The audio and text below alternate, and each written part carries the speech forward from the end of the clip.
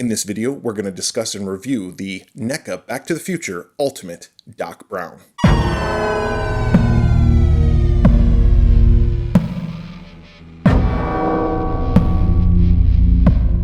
Welcome to the Swearwolves Horror Podcast YouTube channel. I'm Brett. If you're a returning subscriber, I just want to thank you for coming back. And if you're new to this channel, I want to thank you for stopping by. Please consider clicking both that subscribe button as well as that notification bell below. We upload videos on a regular basis in which we review anything and everything horror, from action figures and toys to soundtracks, various collectibles, video games, you name it. And today we are diverging from horror yet once again to discuss this Back to the Future 35th anniversary Back to the Future Doc Brown. This is the Doc Brown from 1955 that NECA just released.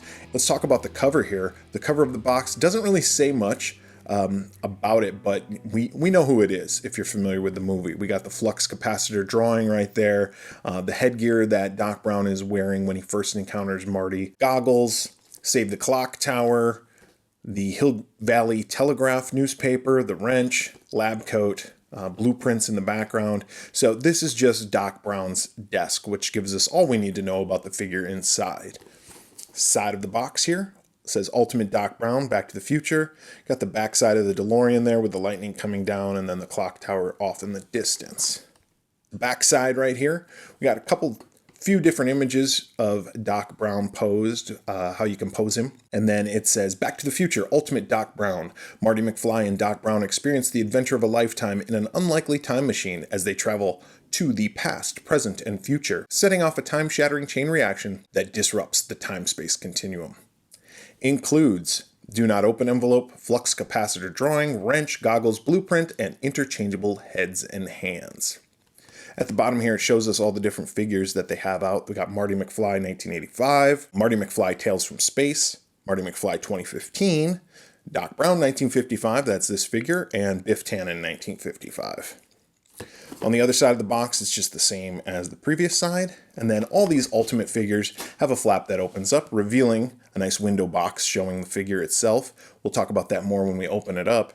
And then a nice posed image of Doc Brown standing in front of the clock tower right there. Why don't we go ahead, open up this figure, and give it a review. All right. Got the figure open. Before we get to the figure itself, let's go ahead and talk about these accessories. We do have quite a few accessories to get through, so let's get started right here with the blueprints that come with it. Now, these are the blueprints of the Gamble House, which of course is where Doc Brown has his laboratory and his living quarters. So these are really cool. Made of a kind of a plastic material. It's not paper, so it doesn't like fold. It's more of like a very thin plastic. I'm trying to think about what you would compare this to, but almost like a photograph, kind of. But very good detail in there. It does have writing on it. I can try to get to where you can see all the different writing. I can't really read it that well, so maybe just take a snapshot if you want to read it. We also have some more paper goods here. We have the letter that Marty writes to Doc Brown. It says, do not open until 1985. And then these, of course, are the plans to the flux capacitor that Doc Brown draws after he bumps his head in his bathroom. So these are cool. And it's just paper. It looks like a crumpled up napkin, but it is just a piece of paper. But they did a good job with the details on that. And these are just paper goods. You know, nothing too spectacular about them. I mean, they're cool, but and there's definitely some detail that goes into these two especially. So I really like those. Nice touches. You know, not really accessories, but nice little touches to have. Getting on to the more substantial accessories, we got here a wrench. This is a monkey wrench right here. And there's some really good detail in this, just with the red and kind of the rust that you can see. And it gives a little metallic-like shine on both sides there. So it's not movable. You can't move the wrench open or closed, but it does look really good and would look good with him holding it. He also comes with some goggles. These goggles right here that Doc Brown would wear either on his forehead or covering his eyes. Some good little details in there. These are just subtle accessories, not anything spectacular, just something to dress the figure up.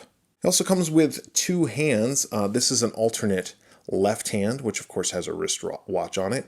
And these hands, I've said it before, NECA does a good job with the details on the hands, as you can see. Some nice detail with the wrinkles and the folds in the hand and everything. And the wristwatch looks good. So that's the alternate left hand. He also has an alternate right hand, which also has a watch on the underside of it. And again, not much different between this left hand and this right hand other than the thumb placement and the finger placements, of course. And the watch is turned inside rather than outside. And we have an alternate head. Now this likeness right here, and we'll get more into it when we talk about the figure right there, but this likeness of Christopher Lloyd is just really good. He's got that expression that only Christopher Lloyd, if you ever watched the show Taxi, he played Reverend Jim, and he had such great facial reactions. He does a great job, of course, as Doc Brown. No one else could ever play this role, but this looks just like him. And the detail, of course, in the hair. Now, he is quite younger in 1955, so his hair isn't all white like it is when he's in 1985. But he's just got that shocked look on his face. I love this alternate head. I'll probably pose him with the alternate head, but we'll see. I don't know yet. Let's move on to the figure itself. Before we get into the details of the figure, let's talk about articulation. These are the Ultimate line of figures, so they do have quite a bit of articulation. The head is on this ball joint. We move side to side, up and down, and then joint kind of tilting it. So good range of motion right there. Motion in the shoulders. It's got that ball joint also. This is a little bit prohibited because of the coat that he's wearing. So you can't quite go up above his head that way, but you can turn all the way around. And then we have this double jointed elbow here, which we can bend to give him some great range of motion to lift his arm all the way up. Straighten that out. His wrist can turn. He's got gloves on, of course, with these hands, but his wrist can turn. He does have some bend at the waist, at the hips, and he does swivel a little bit at the waist. And he's got some knee joints here that bend.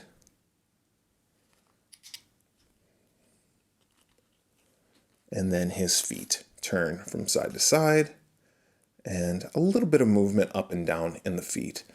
Not much movement, but not needed. All right, let's talk about the details. We'll start up at the top with the head. Now, like I said, this facial likeness of Christopher Lloyd is just spot on. I think this is just amazing. We got, of course, Doc Brown, who hid his head, like I said, on the toilet seat. So he has, I think it was the toilet seat. It was in the bathroom on the toilet, I believe, where he got the idea for the flux capacitor. That's where that wound comes from. The hair detail, much like on the alternate head, is really good. Gives it a lot of body, and the face is just awesome. I really do like the shirt that he's wearing. I wish I had this shirt actually, but very 1950s, so that's cool. And that's a soft rubber. Just like the trench coat that he's wearing, this soft rubber good detail on the trench coat. It looks like it has some, motion to it. It's flowing. It looks like maybe the breeze is coming from it this way, and it's causing the flaps to flow to the side. So I really like that. And that again is this soft rubber. And on the back side, just, plain jacket or coat with the hemlines and everything. His trousers, just some brown trousers. And then down to his feet where he's wearing white socks and black shoes. The figure does stand pretty good on its own. I always turn the feet out a little bit. So it has a really good structure to the base and everything. I'll probably put it on a figure stand anyway, just because, keep some stability while it's in my cabinets back there. But overall, I really like the look of this. I don't know how I'm going to pose him. Maybe comment down below how you think or how you would pose him if you had him in a display shelf. I think I'm going to go with this alternate head and these hands and maybe him holding the wrench. I don't know. We'll see. So why don't I go ahead and pose him how I'm going to have him displayed, and then we'll be right back with our final thoughts. All right, got the figure set up how I'm going to have him displayed on my shelf, and I did go with the alternate head as well as the alternate hands, and I did put the goggles on him, and he's looking at the plans for the flux capacitor. And the story that I'm kind of telling here is that he is surprised that Marty told him about the flux capacitor when he hadn't told anybody about it yet. So I like the look of this. It'll look great on my shelf next to the other Martys and the Biff that I have. So the only thing that I wish NECA would have included would be this little contraption right here that Doc's wearing on top of his head when Marty first meets up with him. I thought that would have been a great accessory to have, and that's probably what I would have put him in. It could have even been an alternate head, like a third head that had it, so you couldn't take it on and off. It was just molded in. Thought that would be a really good touch, but what are you going to do? I give this 5 out of 5 Pamela Voorhees heads. If you like this video, please click the like button below. Also, if you haven't yet subscribed and you feel so inclined, click both that subscribe button as well as that notification bell. We are the Swearwolves Horror Podcast, and we do a weekly show in which we review horror movies, so please check us out by searching for The Swearwolves wherever you listen to your favorite podcasts. You can also visit our website at theswearwolves.com. So, for The Swearwolves, I'm Brett.